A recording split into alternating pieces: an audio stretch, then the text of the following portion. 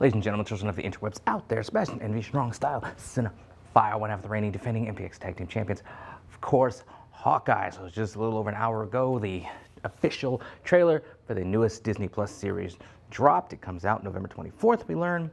Comes out near Thanksgiving, but it actually takes place at Christmas. We don't know too many details about the plot, which I'm fine with. I hate when the trailers just go in and spoil everything. But we see some glimpses of what's going on. Hawkeye is back with his family. It's the first time they've been together like that in years since, you know, the snapping, the blip, however you want to refer to it. Next you know, Clint sees on the news there's somebody masquerading as Ronin, who, of course, in the years after the snapping, he became because he was just angry and depressed in a dark place about his family being gone. So he started going out and just, you know, killing mobsters and underworld figures and stuff like that. So apparently somebody has grabbed his suit or made a reasonable facsimile and is going out and just doing stuff. He sends his family off. Maybe that's not the catalyst because we see him say that his past is catching up to him. We see some other mobsters and underworld kind of types going after him over the course of the trailer.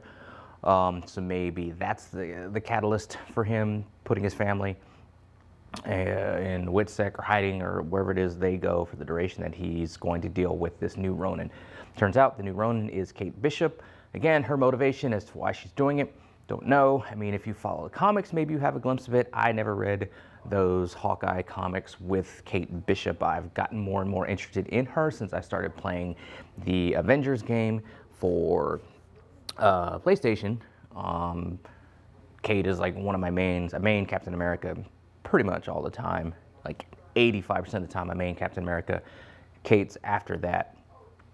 So I've gotten more interested in her that way. So I'm kind of more interested in reading her story. I've got a subscription to Marvel Unlimited so I can read some of the comics, stuff like that. And I will. But I don't know much. I'm going in with fresh eyes and stuff. So we see Hawkeye take her under his wing. For what? Again, we don't know the circumstances. Is he trying to straighten her out?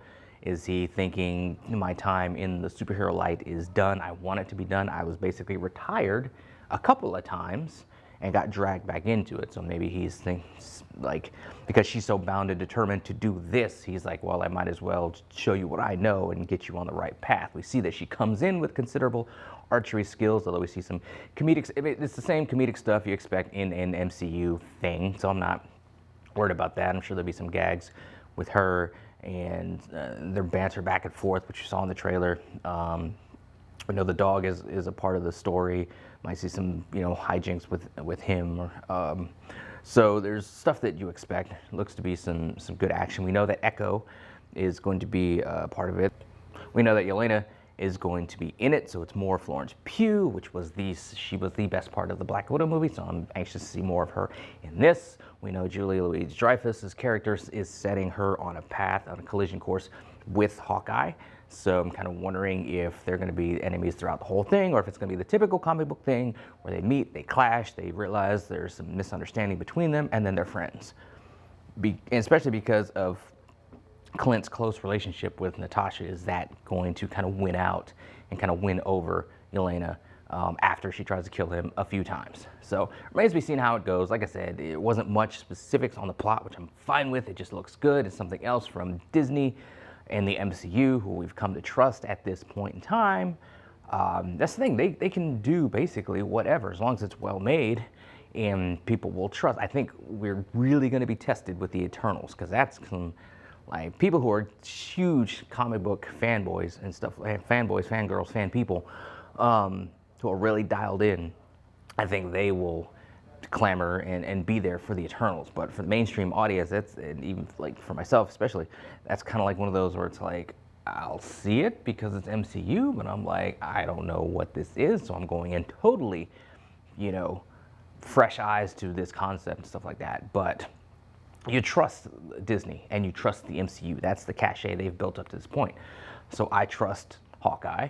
I don't need to see anything else. I don't need to see any more revealing trailers. I don't want to be spoiled on any scenes and stuff like that. I just want to take it in as it comes, which is actually kind of cool about the whole like weekly release. I mean, binging it is cool, the Netflix model, but I like the weekly release. Kind of gives us, we can watch it multiple times. We can kind of let it just simmer and digest and really kind of, roll around in our brains before we get to the next one. So I like that. I appreciate that. So Hawkeye, it's coming finally, and I'm anxious to kind of see Jeremy Renner back as Hawkeye, what Haley Steinfeld is doing as Kate Bishop, and everything else that happens. So I'm cool with it. I'm ready for it. What do you guys out there think? Let me know in the comments below. Follow me on social media. Talk to me there. Talk to me here. Until next time, let us geek.